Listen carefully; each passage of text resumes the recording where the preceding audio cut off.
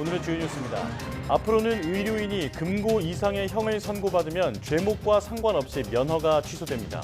지금까지는 의료법을 위반했을 때만 면허를 취소했지만 이제는 모든 법령 위반 시 면허가 취소될 수 있는 건데 의사와 치과의사, 한의사는 물론 조산사와 간호사에게도 적용됩니다. 내년부터 스토킹 가해자가 2km 이내로 접근하면 그 사실을 자동으로 피해자에게 문자로 알리는 시스템을 가동할 방침입니다.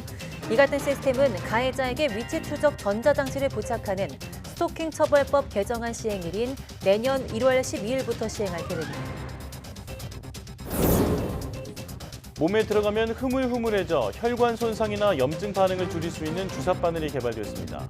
한 번 사용하면 부드러운 상태가 유지돼 주사기 재사용이나 의료진의 찔림 사고를 차단할 수 있을 것으로 보입니다.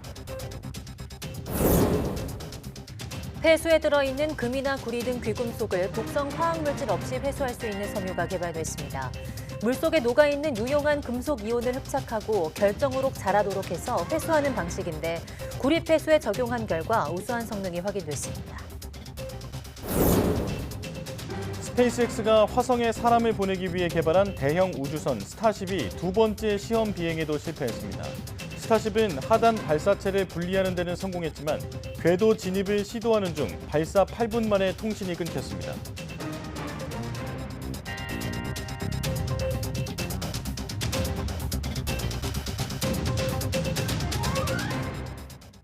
여러분 안녕하십니까? 사이언스 투데이 시작합니다. 초유의 행정 전산망 중단 사태 이후 정상 운영을 시작한 첫날 주민센터에는 시민들 발걸음이 이어졌습니다.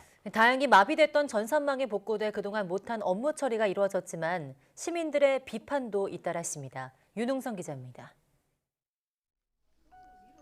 정부의 행정 전산망이 복구돼 정상 운영을 시작한 첫날. 밀린 민원 업무를 해결하기 위한 시민들의 발걸음이 이어집니다. 저희가 재계약을 해야 되는데 그 인증번호도 오늘까지 해야 돼서 급하게 왔습니다. 9시 되자마자 출발해가지고 지금 온 거예요. 그 사업상 필요한 등초본이기 때문에 그거 띄러 왔다가 전산망이 안 된다고 그래서 다시 돌아갔습니다. 복구된 행정망이 정상 가동되면서 무인 민원 발급기부터 주민센터 직원들 업무까지 차질 없이 처리됐습니다. 앞서 재개된 온라인 민원 서비스 정부24도 별탈 없이 운영 중입니다. 다만 일부 주민센터는 전산망 먹통으로 업무 처리가 막혔던 민원인들이 몰리면서 북새통을 이루기도 했습니다. 사흘 만에 복구되면서 급한 불은 껐지만 전례를 찾기 힘든 정부 행정망 중단 사태에 시민들 비판도 잇따랐습니다. 사기업인 카카오 데이터센터 화재 당시 정부가 나서서 서비스 먹통 사태를 비판하고 재발 방지 등 개선을 주문하더니 이번 사태 때 보이는 모습은 상반된다는 겁니다. 지금 카카오계란 대란 났을 때는 정부에서 상당히 신속하게 기업을 옥죄했는데 대한민국 통신망이 이런 상태인지는 미처 몰랐습니다. 정부가 행정망 중단으로 처리 못한 민원에 대해 납부기한 연장과 소급 적용 등 조치를 내놓긴 했지만 실질적인 보상 방안을 마련해야 한다는 목소리도 계속되고 있습니다. YTN 윤웅성입니다. 기후변화의 영향으로 이탈리아와 스페인 등 남부 유럽의 올리브 농사도 위기를 맞았습니다. 올해는 생산량이 너무 떨어져 일부 농부들은 수확을 포기하기도 했는데요. 생산량 급감에 가격 폭등이 우려되고 있습니다. 류재훈 기자입니다. 로마 북동쪽에 위치한 올리브 농장입니다. 농부들이 올리브 수확에 한창입니다. 이렇게 수확한 올리브는 세척과 정제 과정을 거쳐 압착기를 통해 올리브 기름으로 상품화됩니다. 그런데 농부들은 올해 수확량에 충격을 받고 있습니다. We are expecting a loss of production that will be around 80 to 90%. 극심한 가뭄에 이어 11월, 12월 수확절까지 기온이 24도에서 25도를 유지해 열매가 맺히지 않고 있기 때문입니다. I remember when we first came out here, we were in gloves and sweaters and jackets, suffering through the cold to harvest olives. And the last few years, it's never been like that. 생산량은 떨어지는데 연료비 인상 등 생산 비용은 크게 늘어 아예 수확을 포기하는 농가도 많습니다. Raccolta che non raccoglie i frutti quindi anche quello un po' demotiva le persone, anche i stessi ragazzi, anche i stessi persone alla raccolta e al proseguio di questa attività. 이 같은 현상은 이탈리아뿐만 아니라 지난 몇 년 극심한 폭염과 가뭄을 함께 겪고 있는 스페인 등 남부 유럽 농가들에서 비슷하게 나타나고 있습니다. 수확량 급감과 생산 비용 인상은 곧바로 마트 상품 진열대의 올리브유 가격까지 크게 치솟게 하고 있습니다. 소비자 가격이 뛰다 보니 그리스와 스페인에서는 농장을 터는 절도범까지 나오고 있습니다. YTN 유재용입니다. 겨울철 도로 위에 생기는 살얼음, 이른바 블랙아이스는 대형 추돌 사고의 주요 원인으로 꼽히는데요. 눈에 보이지 않아 더 위험한 도로 살얼음을 여름철 땅속에 모아놓은 열로 녹여 사고를 막는 기술이 개발됐습니다. 이동은 기자가 보도합니다. 지난 2019년 상주 영천고속도로에서 차량 40여 대가 잇따라 부딪히는 대형 추돌 사고가 일어났습니다. 7명이 숨지고 30여 명이 다치는 등 큰 인명피해가 발생했습니다. 원인으로 지목된 것은 블랙아이스로 불리는 도로 살얼음. 도로 표면에 얇은 막처럼 생기는 이 살얼음은 눈에 잘 보이지 않아 겨울철 운전자들에게 치명적인 위협이 됩니다. 마른 노면에서의 사고율이 0.1이라고 하면 눈이 온 노면은 0.5 정도 됩니다. 하지만 이게 블랙아이스가 되고 도로 살얼음이 되버리면 0.8로 올라갑니다. 실제로 도로 살얼음이 눈이 왔을 때보다 훨씬 더 무섭거든요. 이런 도로 살얼음을 예방하기 위해 열선을 설치하는 등 기술이 개발됐지만 비용이 많이 들고 내구성이 약하다는 한계가 있었습니다. 국내 연구진이 이번에는 땅속 열을 이용해 도로 표면을 데워 살얼음을 막는 방법을 개발했습니다. 도로 밑에 난방용 파이프를 설치하고 여름철 도로 표면을 달군 열로 물을 데워 지속적으로 땅속 온도를 높여놓은 뒤 축적된 지열로 겨울에 다시 따뜻한 물을 공급하는 겁니다. 그러면 도로 표면 온도가 3도에서 5도 정도로 유지되면서 살얼음이 생기는 것을 막을 수 있습니다. 실제로 이렇게 파이프가 설치된 도로를 열화상 카메라로 촬영했더니 영하였던 표면 온도가 높아지는 것으로 나타났습니다. 살얼음이 생성되는 것을 막기 위해서 다른 에너지가 들어가는 게 아니라 단순히 이제 온수 순환시키는 펌프 에너지만 사용되기 때문에 에너지를 적게 사용을 하고 또 사고도 미리 예방할 수 있는 그런 장점이 있습니다. 연구팀은 이 기술을 교량이나 터널 입구와 같이 미끄럼 사고가 자주 발생하는 곳에 적용하면 열선과 같은 기존 기술보다 효율은 높이고 비용은 10분의 1 수준으로 줄일 수 있다고 설명했습니다. 특히 파이프를 설치하는 방법은 내구성이 뛰어나 고속도로 주요 결빙 구간에도 적용할 수 있어 겨울철 대형 추돌 사고를 막는 데 도움이 될 것으로 보입니다. YTN 사이언스 이동은입니다. 직업 특성상 주사 바늘을 자주 접하는 의료진은 항상 바늘에 찔려 감염될 위험에 노출돼 있죠. 네, 그런데 일단 피부에 들어가기만 하면 흐물흐물해져서 처리 과정에서 찔림을 막을 수 있고 재사용이 아예 불가능해 감염 사고를 원천적으로 막을 수 있는 주사 바늘이 개발됐습니다. 최소라 기자입니다. 뾰족한 주사 바늘을 돼지고기에 찔러 넣습니다. 잠시 후 뽑아낸 바늘은 마치 고무처럼 부드러워졌습니다. 주사 바늘을 의료용 링거에 연결해 봤습니다. 체온과 비슷한 37도의 물에 바늘을 담갔더니 링거액이 일정한 속도로 흘러나옵니다. 잠시 뒤 꺼낸 바늘은 물렁물렁해졌지만 변형되거나 주사액이 샌 흔적은 없습니다. 체온과 비슷한 온도에서 1분간 사용한 바늘입니다.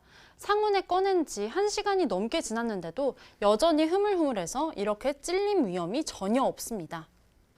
바늘의 신비한 물성은 고분자로 코팅된 갈륨 덕분입니다.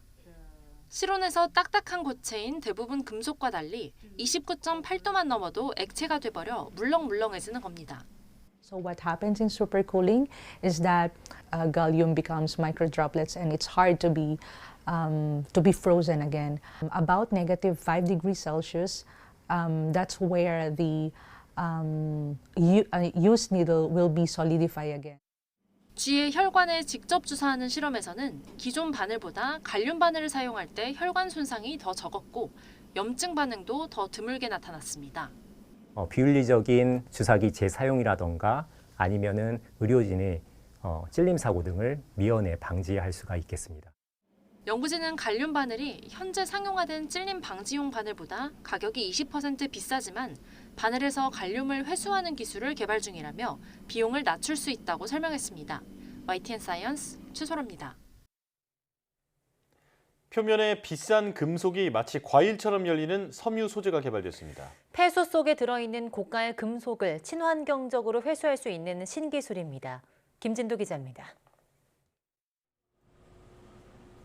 푸른색을 띤 산업용 폐수입니다. 보통 반도체 공정에서 나오는데 구리가 많이 들어있는 게 특징입니다. 이 폐수에 아크릴 섬유를 표면 처리한 소재를 넣어주고 현미경으로 관찰했습니다. 매끈하고 긴 섬유 가닥 표면에 뭔가가 붙더니 자라기 시작합니다. 구리 결정입니다. 크기가 점점 커지더니 스스로 떨어져 나가고 다시 구리 결정이 붙어 자랍니다. 이렇게 떨어진 구리 결정은 바닥에 가라앉게 됩니다. 따라서 다른 화학적 처리 없이 결정만 잘 걸러서 모으면 비싼 금속인 구리의 회수가 가능한 겁니다. 국내 연구진이 최초로 개발한 금속 흡착용 자가재생 섬유 소재입니다. 금속을 흡착할 수 있는 기능기는 질소 원자로 주로 구성되어 있고요. 질소 원자는 다량의 전자를 가지고 있습니다. 그 전자를 이용해서 그 양이온성 금속 물질을 효율적으로 흡착할 수 있게 되고요. 그 전자를 양이온에 전달함으로써 이온을 결정으로 성장시킬 수 있게 됩니다. 연구진은 현재 구리와 니켈을 결정화해 회수할 수 있다는 것을 확인했습니다. 앞으로는 여러 금속 이온이 섞여 있는 폐수에서 원하는 금속만 뽑아낼 수 있는 후속 연구를 진행하고 있습니다. 다양한 산업 폐수가 존재하다 보니까 다양한 물질들 중에 선택적으로 어떤 유용 자원을, 유용 금속을 회수할 수 있는 어떤 기능기를 부여할 수 있는 추가적인 연구는 현재 진행 중에 있습니다. 폐수 속에 들어있는 자원을 친환경적으로 무한하게 회수하는 방법을 제시한 이번 연구는 국제 저널인 어드밴스드 파이버 머티리얼스에 실렸습니다. YTN 김민두입니다. 일본 도쿄전력이 후쿠시마 제1원전 오염수의 3차 해양 방류를 완료했다고 발표했습니다. 도쿄전력은 지난 2일부터 지금까지 오염수 7,800톤을 바다로 흘려보냈습니다. 도쿄전력은 앞서 지난 8월 24일부터 9월 11일까지 오염수 1차 방류분 7,888톤, 지난달 5일에서 23일 2차 방류분 7,810톤을 각각 원전 앞바다에 방류했습니다.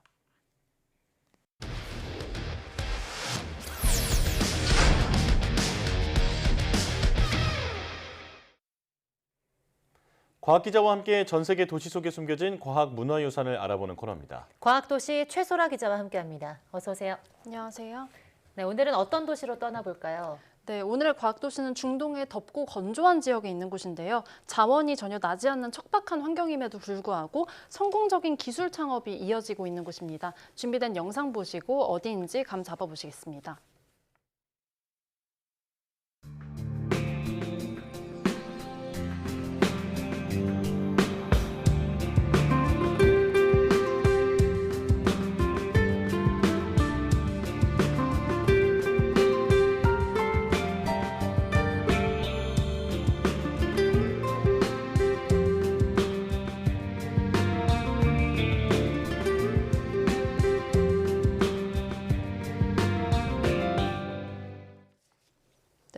오늘의 과학도시는 텔아비브입니다. 이 텔아비브는 이스라엘 최대 도시이자 분쟁이 자주 일어나는 예루살렘을 대신해서 이 실질적인 이스라엘의 수도 역할을 하는 도시입니다. 이스라엘은 국토의 면적이 한국의 5분의 1 수준에 불과한데요. 80%가 사막이어서 거의 다 대도시의 인구가 집중이 돼 있습니다. 때문에 지중해 연안에 위치해 있고 또 예루살렘보다는 상대적으로 좀 더 안전한 텔아비브에 이스라엘 인구가 6명 중 1명꼴로 살고 있다고 집계됐습니다.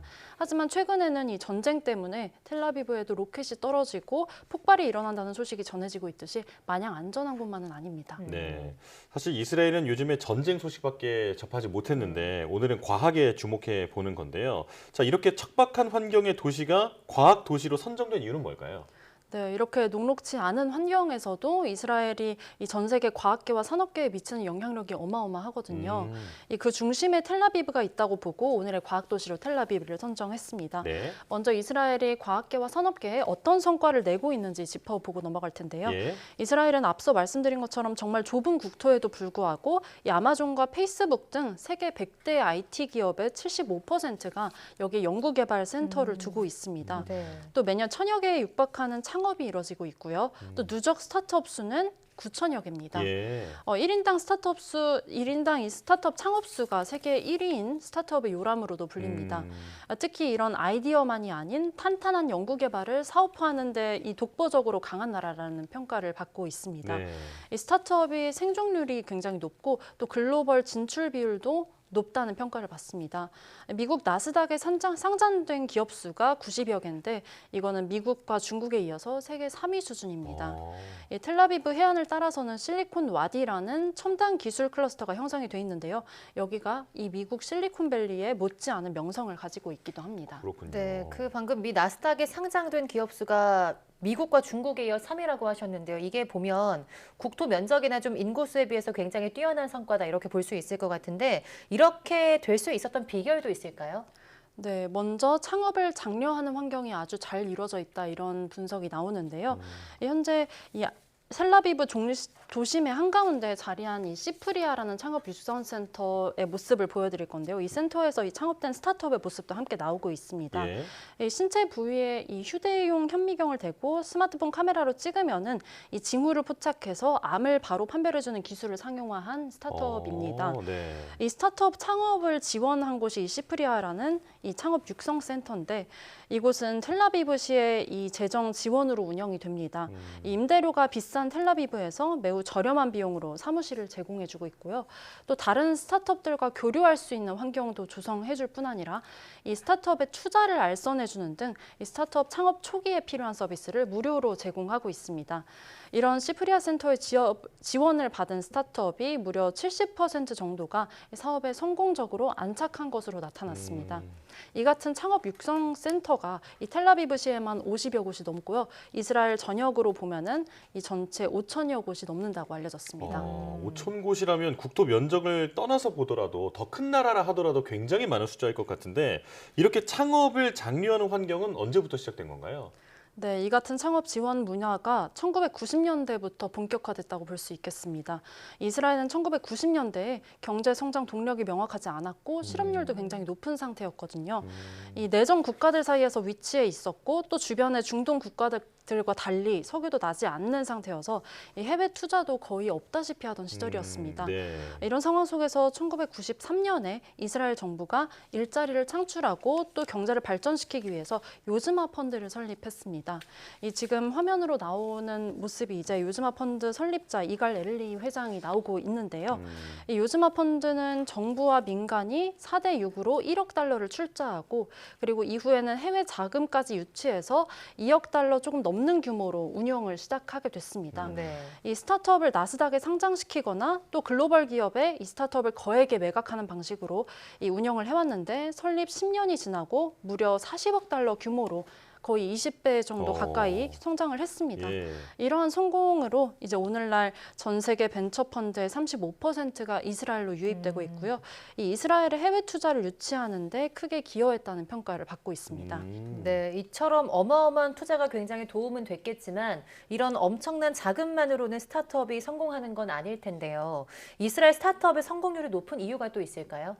네, 맞는 말씀입니다. 앞서 이스라엘이 이 GDP 대비 R&D 투자 비율이 굉장히 높은데 이건 우리나라도 마찬가지거든요. 우리나라와 이스라엘이 모두 이 GDP 대비 R&D 투자율을 1, 2위 정도를 다투고 있는 이 상황입니다. 네. 그에 비해서 이 기술이 사업화되는 비율이나 이 사업이 오랫동안 안착하고 성장하는 비율은 우리나라가 조금 더 훨씬 적다 이런 평가가 오래전부터 있어 왔거든요. 그 원인에 대한 분석이 다양한데요. 그 이유 중 하나로는 이 이스라엘의 대학과 연구 연구소에 독립화된 기술 사업화 조직이 있다는 점이 꼽히기도 합니다. 이 대표적인 예시로 와이즈만 연구소를 들 수 있겠는데요. 이 와이즈만 연구소는 세계 5대 기초과학 연구소 중 한 곳으로 유명합니다. 이 와이즈만에는 기술 사업화 전문 조직이라고 이 예다라는 곳이 있습니다. 이 예다가 연구소와 독립적으로 운영되고 있는데요. 이 와이즈만 연구소의 기술을 사업화하는 것을 전적으로 책임지고 있는 겁니다. 직원 20명 남짓 되는 이 사람들이 특허 출원부터 기술 지원, 그리고 창업 지원, 자금 융자 등을 총체적으로 지원하고요. 또 외부 통제가 거의 없는 시스템으로 운영되고 있다고 전해졌습니다. 이 밖에 와이즈만 연구소뿐만 아니라 이스라엘 대표 공대인 테크니오라는 대학에는 이 T3라는 조직이 있고요. 또 명문사 키브리대에는 이 자율주행 기술 회사로도 유명한 모빌라이 있죠. 이 모빌라이를 설립한 이숨이라는 이 기술 사업화 조직이 있습니다. 이렇게 유명한 연구소와 대학에 이 독립적인 기술 사업화 조직이 있는 것이 하나의 비결이라고 볼 수 있겠습니다. 이런 훌륭한 연구소와 대학에서 뛰어난 연구를 하고 나면은 이것을 실험실 밖으로 끄집어 내주는 데 집중을 해 놓은 겁니다. 이 때문에 이런 아이디어에만 의존하는 창업이 아니라 이 탄탄한 기술력을 기반으로 한 스타트업들이 탄생을 할 수 있었고 이 기술력을 바탕으로 롱런하고 또 성장할 수 있었다는 평가입니다. 네, 그야말로 스타트업의 천국이다 이렇게 볼 수 있을 것 같은데 그런데 요즘 이제 전쟁이 치열하잖아요. 스타트업 업계에 영향은 없나요? 네, 이 영향이 물론 있습니다. 이스라엘 스타트업의 종사자 15%가 이 전쟁의 예비역 소집을 통보받은 것으로 조사가 됐습니다. 네. 이 소집된 인력이 36만 명인데 이건 이스라엘 전체 인구의 4%에 불과하지만 이 연령대가 낮은 스타트업의 특성상 더 많은 사람들이 소집된 겁니다. 이 소규모 스타트업은 한두 명만 빠지더라도 이 타격이 있기 때문에 더 큰 타격이 예상되고 있는데요. 이런 상황에서 이 이스라엘에서 태어나서 이 미국에 인수되긴 했지만 이 모빌아이라는 기업은 이스라엘 남부 주민 지원에 우리 돈 68억 원을 기부한다고 발표했고요. 이스라엘의 핀테크 기업들이 전 세계 테러 조직으로 총금되는 자금을 차단하는 등 이런 기술 지원도 더해주고 있습니다. 또 스타트업이 이 전쟁 시기를 버텨낼 수 있도록 도와주자는 펀드도 결성되기도 했는데요. 이 미국과 이스라엘에 걸쳐서 650억 원이 모였고요. 이 연말까지 스타트업 100곳에 대해 $50만 투자할 것이라는 보도도 나왔습니다. 이스라엘 스타트업의 경우는 이 업무 공백을 메워주자는 운동 이런 것도 온라인에서 일어났는데요. 이 미국에 거주하고 있는 이스라엘 테크 기업 출신 인력들이 이 이스라엘 스타트업을 지원하기 위해서 원격 근무로 자원봉사를 하겠다는 이런 움직임도 일어나고 있습니다. 네, 정말 전쟁이 좀 빨리 끝나고 더 이상의 인명 피해도 없었으면 좋겠고요. 이런 스타트업들도 큰 위기 없이 성장을 잘했으면 좋겠습니다. 오늘 말씀 잘 들었습니다. 고맙습니다. 감사합니다.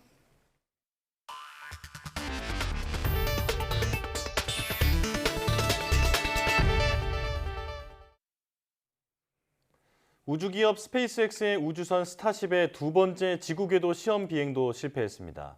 스타쉽 우주선은 현지 시각 18일 오전 7시 3분 미국 텍사스주 남부 보카치카 해변의 우주 발사 시설 스타베이스에서 발사됐습니다. 스타쉽은 발사 3분 뒤 2단 로켓이 분리되며 90km 상공으로 치솟아 우주 궤도 진입을 시도했습니다.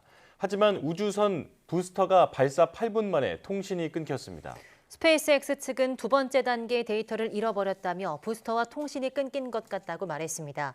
이에 따라 스타쉽 우주선은 지난 4월 20일 첫 발사 실패 뒤 7달 만에 도전마저 성공하지 못했습니다. 스타쉽은 달과 화성에 사람과 화물을 보낸다는 목표로 2018년도부터 개발한 우주선입니다.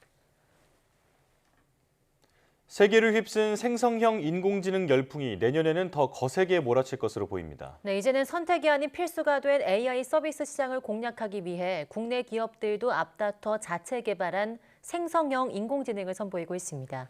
김태민 기자입니다. 삼성전자가 자체 개발한 생성형 AI 모델 가우스를 공개했습니다. 언어 활용과 코드 작성, 이미지 생성 기능을 갖추고 앞으로 삼성의 다양한 제품에 탑재됩니다. 당장 내년 출시 예정인 최신형 스마트폰에서 외국인과의 실시간 통화 번역 기능도 제공할 전망입니다. 삼성 가우스 랭귀지 모델은 삼성전자의 제품, 서비스, 그리고 생성형 AI 기능을 구현하기 위한 언어 모델입니다. 다양한 언어를 지원하는 다국어 모델로 개발되어 국내 통신사들도 한국어 기반의 자체 AI 개발에 잇따라 뛰어들며 사업 확장에 나섰습니다. SK텔레콤은 AI 비서를 통해 통화 분석부터 요약까지 통신산업에 특화된 서비스를 제공합니다. 오는 2028년까지 사업 비중을 전체 매출의 30% 이상으로 끌어올린다는 계획입니다. SK는 새로운 변화에 단순히 대응하는 수준을 넘어 AI 중심으로 성장 전략 자체를 재편하려 하고 있습니다. KT는 초거대 언어 AI를 통해 다양한 분야의 기업을 대상으로 서비스를 제공하기로 했습니다. 별도 인프라가 없어도 누구나 합리적 비용으로 AI 서비스를 개발할 수 있도록 대중화에 나선다는 계획입니다. 누구나 쉽게 라지 AI를 학습시키고 배포하고 운영할 수 있는 믿음 스튜디오를 제공하고자 합니다. 믿음 스튜디오를 통해서 기업 고객분들은 나만의 전문적인 AI를 만들 수 있을 것이라고 생각합니다. 이처럼 국내 기업들이 잇따라 AI 개발에 열을 올리는 건 챗GPT 열풍 이후 AI 서비스가 선택이 아닌 필수가 되고 있기 때문입니다. AI 산업이 전 세계 경제에 미치는 생산성 향상 효과는 최대 25조 6천억 달러에 달할 것으로 분석됩니다. 생성형 AI 산업 규모는 매년 빠르게 성장해 오는 2032년 1조 3천억 달러까지 불어날 전망입니다. 이런 상황에서 무엇보다 중요한 건 빠른 시장 선점 효과를 누리는 겁니다. 대기업에서는 조금 더 큰 시장을 본다면 자체적으로 확보하고 필요할 때 여러 가지 다양한 시도를 해볼 수 있는, 그래서 먼저 데이터를 확보해서 빨리 계속 업그레이드 해나갈 수 있는 발판이 생기는 셈이어서 그 사람들이 사용하면서 만들어내는 데이터가 굉장히 중요할 것 같아요. IT 기업부터 제조기업, 통신사까지 AI 시장을 주도하기 위한 격전장이 펼쳐진 가운데 치열한 경쟁을 뚫고 선보일 혁신 서비스에 대한 시장 기대감도 점점 높아지고 있습니다. YTN 김태민입니다. 인공지능 챗봇 챗GPT 개발사인 오픈AI의 성공을 이끌었던 샘 올트먼이 결국 오픈AI 최고 경영자로 복귀하지 않기로 했다고 정보통신기술 전문 매체 디인포메이션이 보도했습니다. 오픈AI 공동 창업자이자 이사회 멤버인 일리아 수츠케버 수석과학자는 직원들에게 이런 내용을 알렸다고 디인포메이션은 전했습니다. 앞서 오픈AI는 지난 17일 성명을 통해 올트먼을 해임한다고 발표했지만 하루 만에 오픈AI 이사회가 그의 복귀 여부를 논의한 것으로 알려졌습니다. 블룸버그 통신과 월스트리트 저널에 따르면 올트먼은 오픈AI에 복귀할 의향이 있었지만 기존 이사진의 해임을 포함해 지배구조의 변화를 요구했습니다. 오픈AI 측은 동영상 스트리밍 플랫폼인 트위치 공동 창업자인 에멧 시어가 임시 최고 경영자를 맡을 예정이라고 밝혔습니다. 내년부터 스토킹 피해자는 가해자가 일정 거리 안으로 접근하면 자동으로 알림을 받을 수 있게 됩니다. 법무부는 내년 1월 12일 스토킹 가해자에게 위치 추적 전자장치를 부착하는 스토킹 처벌법 개정안 시행에 맞춰서 가해자가 2km 안에 접근하면 피해자가 휴대전화를 통해 자동으로 알림 문자를 받을 수 있도록 할 예정입니다. 현행 제도는 보호관찰관이 피해자에게 직접 전화해 가해자 접근 사실과 대처 요령을 알리게 돼 있는데 위치 추적 관제센터가 평균 4분에 한 번씩 위치 정보를 받는 만큼 시차 문제가 불거질 수 있습니다. 법무부는 또 새 제도 시행과 함께 손목 착용 방식의 현행 보호 장치도 더 간편하게 휴대할 수 있는 기기로 변경한다고 밝혔습니다. 이와 함께 보호 장치 없이 휴대전화만으로도 보호 서비스를 이용할 수 있도록 피해자용 모바일 앱도 내년 하반기까지 개발을 마칠 예정이라고 덧붙였습니다. 이제부터 의료인이 금고 이상의 형을 선고받으면 면허가 취소되고 재발급 받으려면 심사를 받은 뒤 40시간 이상의 교육을 받아야 합니다. 보건복지부는 의료인 결격 사유를 확대하는 이른바 의료인 면허 취소법 일부 개정안이 20일부터 시행된다고 밝혔습니다. 지금까지는 의료법을 위반했을 때만 면허를 취소했지만 이제는 모든 법령 위반 시 면허가 취소될 수 있습니다. 이 법은 의사와 치과의사, 한의사 그리고 조산사와 간호사에게도 적용됩니다. 의료법은 지난 4월 국회 본회의를 통과했고 지난 14일 국무회의에서 의결됐습니다. 의사협회와 치과의사협회 등 의료계는 살인이나 성범죄 등 반사회적 범죄에 대한 면허 취소에는 공감하지만 의료 업무와 연관성이 없는 교통사고나 금융사고 과실로 면허가 취소되는 것은 받아들일 수 없다며 반발하고 있습니다. 어느덧 연말 정산을 준비할 때가 다가왔습니다. 올해부터는 달라진 공제 항목들이 많아서 꼼꼼히 따져봐야 하는데요. 연말까지 환급액을 조금이라도 늘리려면 어떻게 해야 할지 엄윤주 기자가 정리했습니다. 지난해 세금을 뱉어낸 경험이 있다면 먼저 남은 2달 동안 올해 지출 내역을 점검해 보는 게 좋습니다. 이때 유용한 서비스가 바로 국세청 홈택스의 연말정산 미리북입니다. 지금까지 사용한 신용카드 금액 등을 토대로 환급액을 미리 계산해 볼 수 있기 때문입니다. 이를 통해 연말까지 체크카드와 신용카드, 현금 중 어떤 것을 더 많이 사용해야 조금이라도 더 세금을 아낄 수 있는지 확인할 수 있습니다. 일반적으로 총 금액의 25%까지는 신용카드를 사용하는 게 유리하지만 그 외 초과분에 대해서는 현금이나 체크카드를 더 많이 사용해 비중을 늘리는 게 공제를 많이 받는 방법입니다. 근데 신용카드는 혜택이 많지 않겠습니까? 여러 가지 포인트도 많이 주고 하다 보니까 총 금액 25% 초과분부터 신용카드는 초과분에 대해서 15% 공제가 되지만 체크카드나 현금 영수증은 30% 공제가 되기 때문에 공제가 더 빨리 돼요. 올해부터 새롭게 바뀐 공제 항목도 살펴봐야 합니다. 고향사랑 기부금이 대표적입니다. 태어나고 자란 고향이나 응원하고 싶은 지역을 선택해 기부한다면 기부금의 30% 범위에서 답례품도 받을 뿐더러 세금도 일부 빼줍니다. 연소득 7천만 원 이하의 경우 올해 7월 이후 본 영화 관람료도 공제 대상입니다. 지하철과 버스 같은 대중교통 이용의 공제율도 2배 확대됐습니다. 만약 수험생을 둔 자녀가 있다면 수능 응시료와 대학 입학 전형료도 공제 대상 교육비에 들어가 비용 15%를 세금에서 깎아주니 챙길 필요가 있습니다. 13월에 월급이냐, 세금 폭탄이냐, 앞으로 연말까지 남은 기간 어떻게 소비 활동을 하는지에 따라 달라질 수 있습니다. YTN 엄윤주입니다.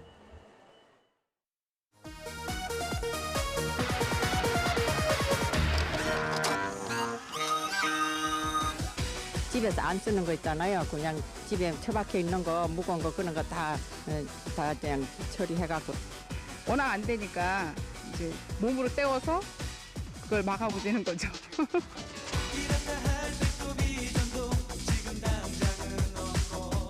금융위기를 극복하자는 목소리가 그 어느 때보다 높은 요즘. 금모으기 운동이 온 국민의 호응 속에 갈수록 열기를 더해가고 있습니다. 조금 더 서운하잖아요. 아주. 집안에 있던 압력솥과 프라이팬 등 식기류뿐만 아니라 제사상에 오르던 향로와 중고 자전거까지 쏟아져 나옵니다. 고철 수입을 줄이는데 조금이나마 도움이 되길 바라는 마음입니다. IMF 한파로 용돈이 줄어들었습니다. 공책 2권을 사는데도 할인카드로 500원을 드렸습니다. 할인되는 데를 찾아가고요. 노력하면 한 달에 한 6, 7만 원 정도는 절약되는 것 같고요. 모두가 사용하던 휴대폰을 해지하러 온 사람들입니다. 자기 차례를 기다리는 사람들이 지점 안을 가득 메우고 있습니다. 꼭 필요한 것 같지도 않고 경제도 좀 어렵고 그래서 돈 내기도 좀 부담이 되더라고요. 그래서 해지하려고 왔어요. 최근 들어 시도한 가격 파괴. 와우. 정성 들여 조리한 음식을 싼 값에 제공하는 것만이 불황을 헤쳐나갈 수 있다고 생각한 업소의 생존 전략이 좋은 효과를 보고 있습니다. 경제가 어렵대잖아요. 그래서 가격을 확 낮췄어요. 가산중학교에서는 이처럼 기술 시간 등을 이용해 헌 책상을 학생들이 직접 고쳐서 다시 사용하고 있습니다. 절수 꼭지를 설치한 것은 물론이고 이렇게 사용한 물은 청소걸레 등을 빠는 데 재사용됩니다. 아껴 쓰세요, 아껴 쓰세요.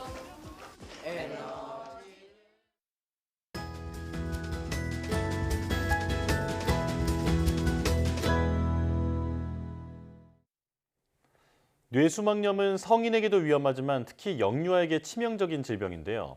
증상이 감기나 독감 증상과 구분하기 어려워서 아이의 상태가 갑자기 나빠졌다면 뇌수막염일 수도 있다고 생각하고 병원에 가봐야 한다고 합니다. 오늘 내몸 보고서에서는 강남 세브란스병원 소아청소년과 나지훈 교수를 모시고 뇌수막염에 대한 이야기 자세히 나눠보겠습니다. 어서 오세요. 안녕하세요. 네, 나와주셔서 고맙습니다. 뇌수막염이란 이름은 익숙한데 사실 어떤 병인지는 잘 모르시는 분들이 더 많을 것 같거든요. 먼저 설명부터 해주실까요?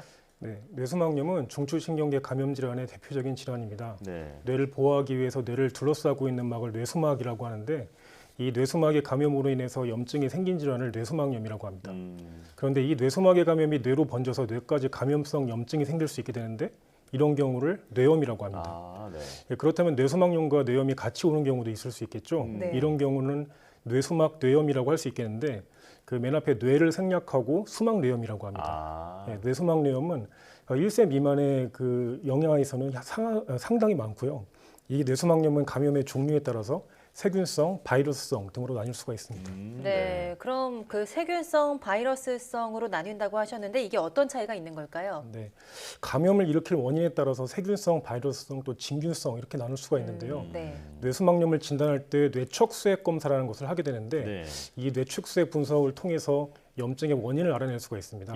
우선 세균성 뇌수막염을 일으키는 대표적인 세균은 헤모필러스 인플루엔자 타입 B, 페론구균, 수막구균 등이 있습니다. 세균성 뇌수막염은 일반적으로 급격한 전신 증상을 일으키고 진행이 빨라서 혼수 상태나 사망으로도 이어질 수가 있고 중추신경계에 심각한 후유증을 남길 수가 있습니다. 다음으로 바이러스성 뇌수막염을 일으킬 수 있는 대표적인 바이러스는 엔테로바이러스, 헤르페스 바이러스, 수두 바이러스, 인플루엔자 바이러스, 파라인플루엔자 바이러스, 또 코로나 바이러스 등 다양하고 이외에 검사상에서 발견이 안 되는 바이러스성 뇌수막염도 많습니다. 이 바이러스성 뇌수막염이 가장 흔한 뇌수막염이라고 말씀드릴 수가 있습니다. 바이러스성 뇌수막염은 일반적으로 세균성 뇌수막염에 비해서 증상의 경과가 약한 편이지만 극심한 두통, 구토, 탈수, 그리고 경련과 같은 다양한 신경학적 증상들이 나타날 수가 있습니다. 그래서 다시 정리해서 말씀드리면은 세균성 뇌수막염과 바이러스성 뇌수막염은 감염을 일으키는 원인의 차이가 있으며 임상 증상과 후유증의 강도의 차이가 있다고 볼 수가 있겠습니다. 말씀 들어보니까 바이러스성 뇌수막염 중에 그 원인이 되는 바이러스가 익숙한 이름들도 좀 있는 것 같은데 코로나 바이러스처럼 사람과 사람 간의 전파로도 감염이 되는 건가요? 네, 일반적으로 그렇습니다만 그 외에 전파 경로도 있습니다. 바이러스는 사람 사이에 전파가 될 수도 있는데 말씀하신 코로나 바이러스뿐만 아니라 헤르페스 바이러스, 인플루엔자 바이러스와 같은 다양한 호흡기 바이러스도 사람 사이에 전파가 가능합니다. 또한 그 떠다니는 공기 중에 있는 바이러스를 흡입해서 바이러스 전파가 가능하고 이로 인한 그 뇌수막염도 가능합니다. 특히 수막구균성 뇌수막염은 전염성이 높아서 단체 생활을 하는 상황에서 집단 발병이 가능하니까 주의가 필요합니다. 또한 우리가 장 바이러스라고 하는 엔테로바이러스는 사람 사이의 전파뿐만 아니라 더러운 물이나 공공수영장의 물, 그리고 분변을 통해서도 감염이 될 수가 있어서 주의가 필요하고 이 밖에도 모기와 같은 곤충에 물리거나 오염된 주사 바늘로도 바이러스성 뇌수막염이 가능할 수가 있습니다. 네, 그 앞서서 세균성 뇌수막염에 걸리면 또 심하면 사망으로까지 이어질 수 있다 이렇게 설명을 해주셨는데요. 그럼 바이러스성과 세균성에 따라서 후유증이나 합병증의 양상이 좀 어떻게 달라지는지 자세히 설명해 주시죠. 예, 그 일반적으로 세균성 뇌수막염이 바이러스성 뇌수막염에 비해서 더 급격하고 심각한 증상과 합병증을 보이고 후유증도 심한 특징이 있습니다. 그 세균성 뇌수막염은 뇌를 직접적으로 침범해서 뇌 자체를 심하게 파괴할 수 있는 성향이 더 강하고 다양한 장기로 폐혈증이 진행돼서 사망률 또한 높을 수 있습니다. 그리고 세균성 뇌수막염은 면역력이 약한 경우에 더 나타날 수가 있는데요. 신생아들, 특히 미수가, 그 1세 이하 아이들, 또 여러 가지 이유로 예방접종을 못 맞게 된 아이들, 또 면역 결핍이 되어 있는 청소년들, 또 어르신들, 이런 분들이 이제 위험군이라고 볼 수가 있겠습니다. 바이러스성 뇌수막염은 일반적으로 세균성 뇌수막염보다 증상이 약하고 자연적으로 회복되는 경우도 있습니다. 그렇지만 바이러스의 종류에 따라서 또 환자의 면역 상태 그리고 치료의 시의적절성에 따라서 후유증과 합병증의 정도가 매우 다양하게 나타날 수 있습니다. 저희가 오프닝에서도 말씀드렸습니다만 뇌수막염이 특히 어린 아이들에게 치명적이라고 하던데 왜 아이들이 더 잘 걸리고 또 주의를 더 해야 되는 걸까요?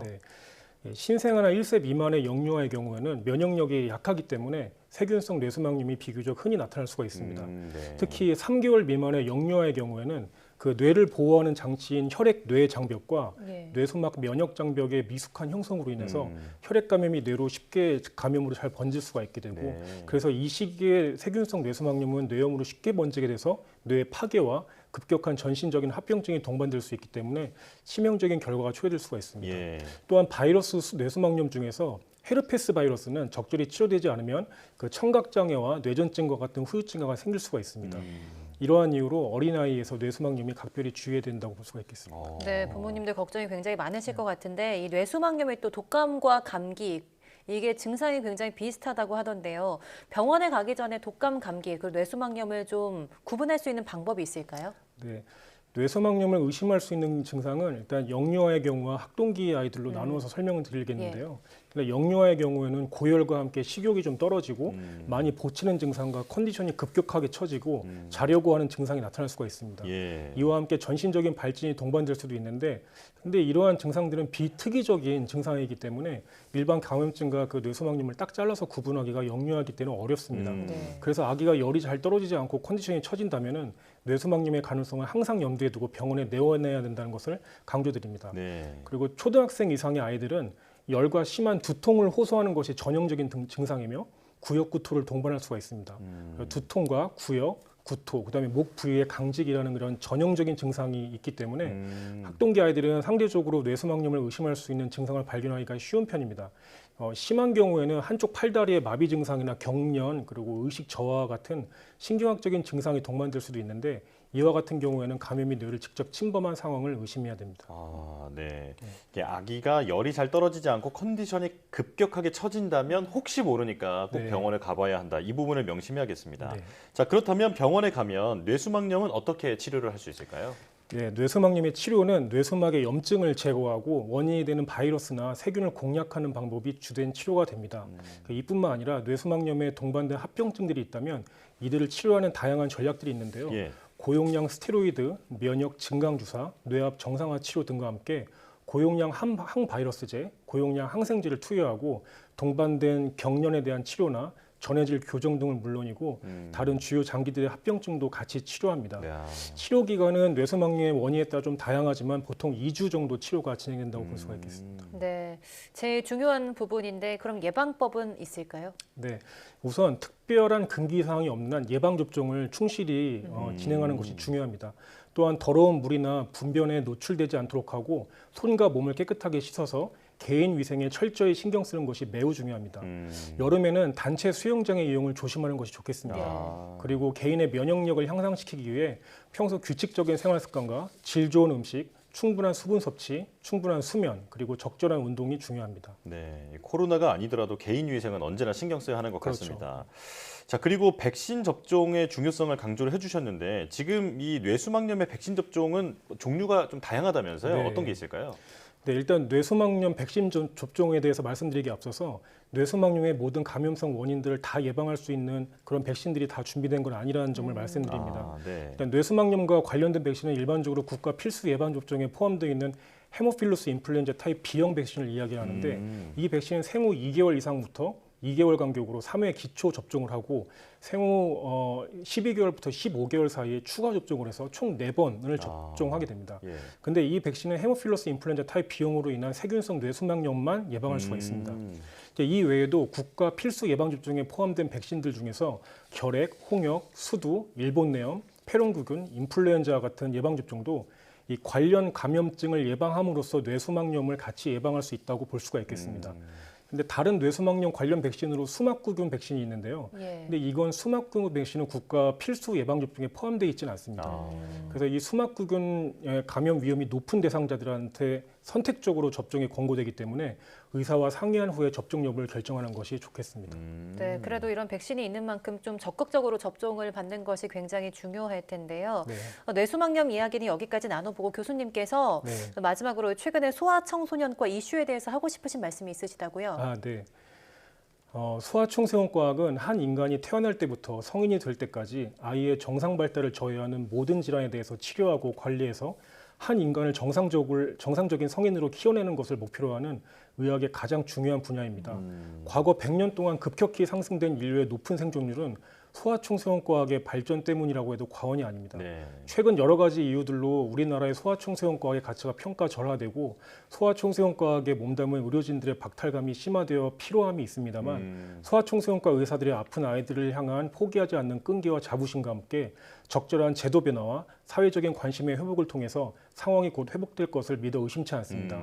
이뿐만 아니라 소아청소년과 의사들은 환아를 돌보는 부모님들을 지지하고 환아를 중심으로 리모델링되어 있는 가족의 안정성을 지키는 역할을 합니다.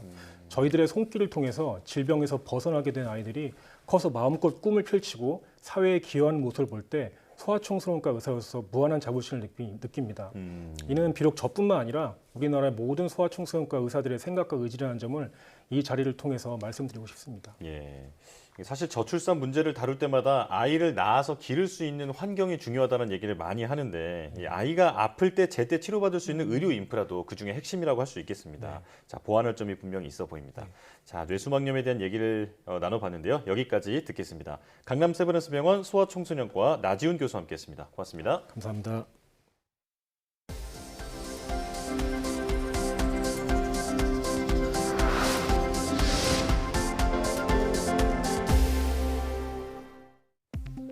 수성 극지방의 소금 빙하와 함께 지하에 휘발성이 풍부한 지층이 존재할 가능성을 보여주는 지형들이 발견됐습니다. 미국 행성과학연구소 연구팀은 나사의 수성 탐사선 메신저의 관측 데이터를 분석한 결과 수성 북극 주변 라디틀라디 충돌구와 에미네스큐 충돌구에서 소금 빙하로 보이는 구조 증거와 지하의 휘발성 물질로 인해 만들어진 지형들을 발견했다고 밝혔습니다. 그동안 수성에는 황과 염소, 나트륨 등 휘발성 물질이 없을 것으로 생각해왔으나 이번 소금 빙하와 승화 구멍 분포 발견으로 휘발성 물질이 풍부한 지층이 지하 깊숙이 폭넓게 존재한다는 것이 확인돼 우주 생물학의 새로운 지평이 열렸다고 연구팀은 설명했습니다. 국내 연구진이 치매의 주요 원인인 알츠하이머병을 유발하는 인자가 독성을 띠도록 촉진하는 단백질을 새로 발굴했습니다. 카이스트와 한국기초과학지원연구원은 세포와 주의 뇌를 대상으로 실험한 결과 알츠하이머병에서 과발현되는 단백질인 아밀로이드 전구체 C 말단 절단체에서 치매 유발 복합체가 응집되도록 촉진해서 이 독성을 유발하는 것으로 나타났다고 밝혔습니다.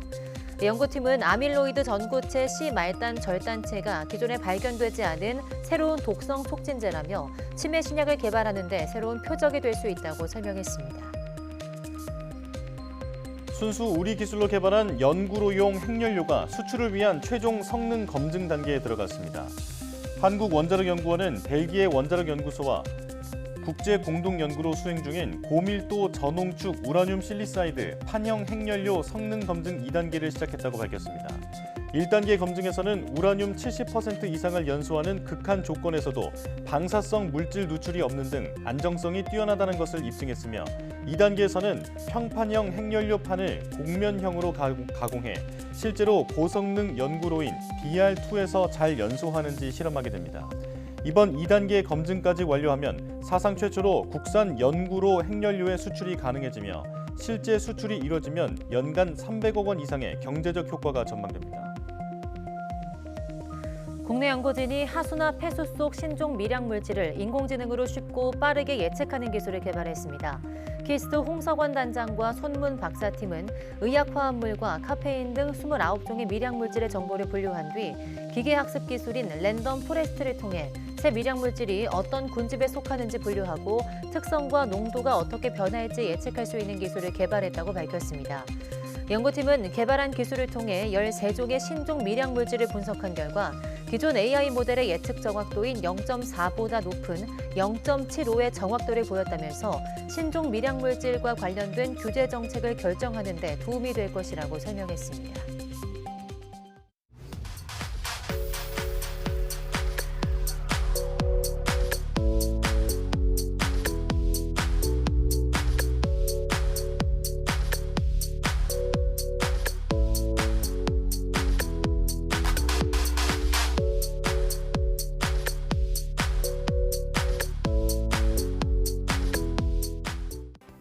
오늘 전해드린 것처럼 연말이 되면 한 해 동안 소득과 지출을 정리하는 연말정산 준비를 하시는 분들이 많을 텐데요.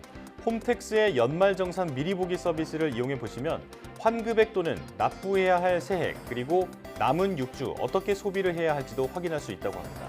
네, 올해부터는 새롭게 바뀐 공제 항목도 있다고 하니 꼼꼼하게 확인하셔서 슬기롭게 절세하는 방법 놓치지 마시기 바랍니다. 네, 뉴스 마칩니다. 시청해주신 여러분 고맙습니다.